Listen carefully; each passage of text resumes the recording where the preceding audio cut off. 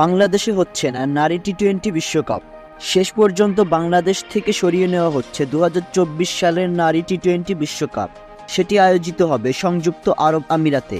মঙ্গলবার আইসিসির এক ভার্চুয়াল বোর্ড মিটিংয়ে এমন সিদ্ধান্ত হয় বলে জানিয়েছে ক্রিকেট ভিত্তিক ওয়েবসাইট ক্রিকবাজ। তবে এই প্রতিবেদন লেখা পর্যন্ত আইসিসি আনুষ্ঠানিকভাবে কিছু জানায়নি।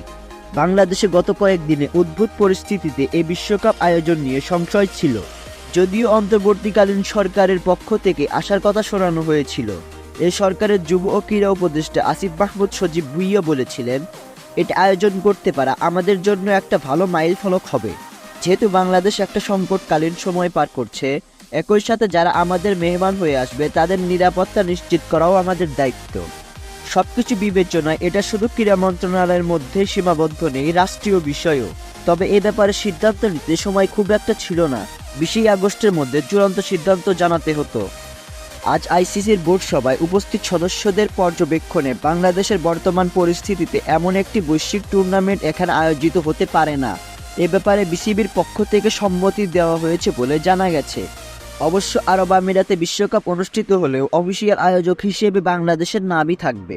আগামী 3 থেকে 20 অক্টোবর অনুষ্ঠিত হওয়ার কথা এই বিশ্বকাপ। আসসালামু আলাইকুম রহমতুল্লাহ। প্রিয় দর্শক মন্ডলী, আমি মোহাম্মদ নাজমুল হোসেন আপনাদের সামনে উপস্থাপন করছি ক্রিকেটের যাবতীয় তথ্য।